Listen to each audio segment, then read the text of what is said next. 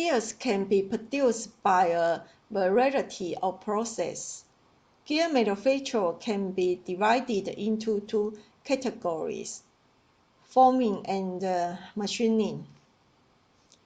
Forming consists of direct casting, molding, drawing of extrusion of tooth forms, emulsion, powdered of heat-sufficient materials.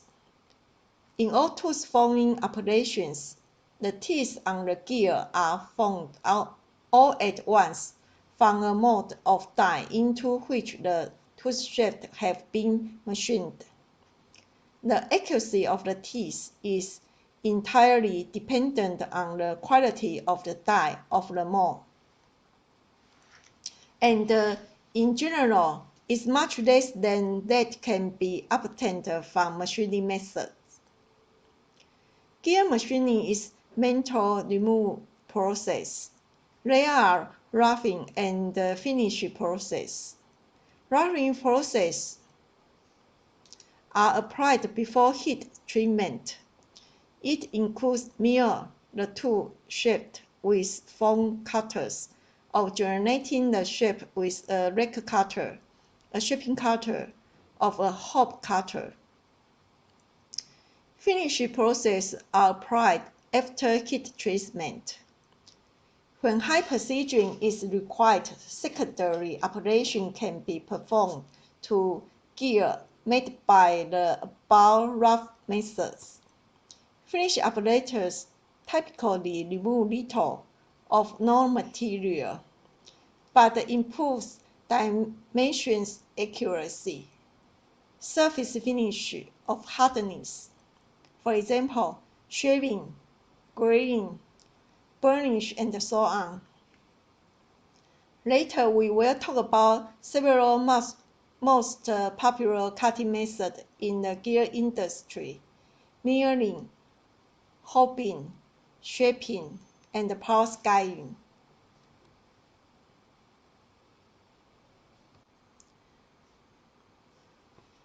Form milling has a profile milling cutter to cut the gear. The profile of the tool for machining the spur gear is the same as that of the workpiece gear. This method is suitable for large modules, about 10 mm. Different specifications of gears need to be customized for mill cutters. We can see the form miller can manufacture large-size gear. This case is a helical gear. The profile of the miller cutter is different from the profile of the helical gear. Therefore, the profile of a miller cutter needs to be determined based on the gear parameters. This video shows spur gears are cut using form milling.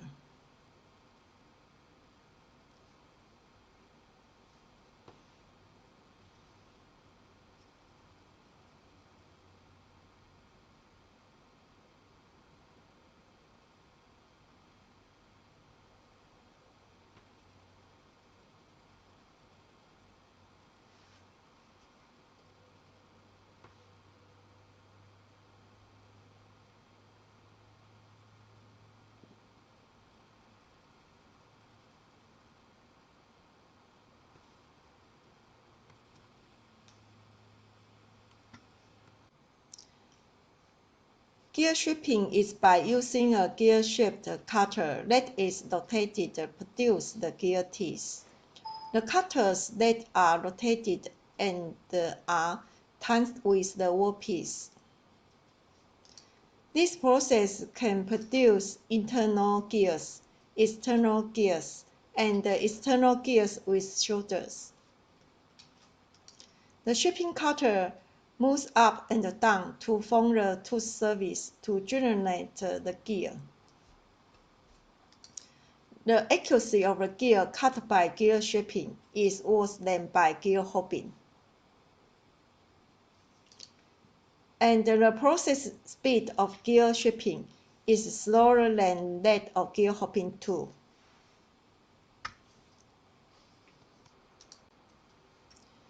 This video shows a spur gear is cut using gear shaping.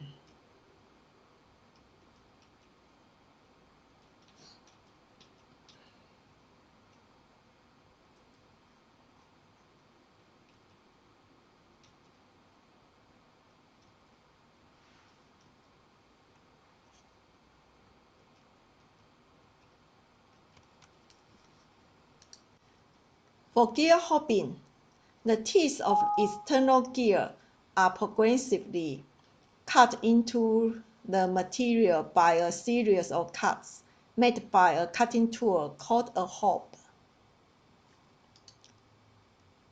Compared to other gear forming processes, it is relatively inexpensive but still quite accurate. Gear hobbing is the most widely used gear cutting process for creating spur and helical gears. And more gears are cut by hobbing than any other process, as it is relatively quick and inexpensive. But this process cannot produce internal gears and external gears with shoulders. A hob cutter looks like a worm gear. The profiles of a hob cutter are similar to the teeth of the rake cutter. We can use the same hob cutter to produce spur gears and helical gears if they have the same normal diametry pitch and the pressure angle.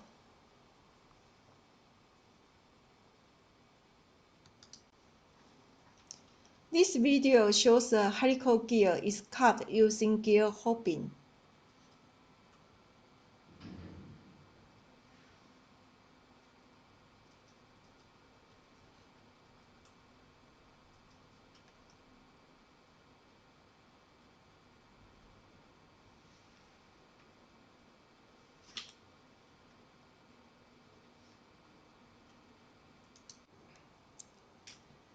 The power skiving method is a combination of gear hobbing and shaping by continuous hobbing with axial feed. For the machining of internal gears, it provides an alternative to branch and gear shaping. Power skiving uses power skiving cutters. This tool is similar to the shaping cutter. Both power skiving and gear shaping can produce internal gears. However, the process time of power skiving is shorter than gear shaping, and the accuracy of workpiece produced by power skiving is also higher than by gear shaping.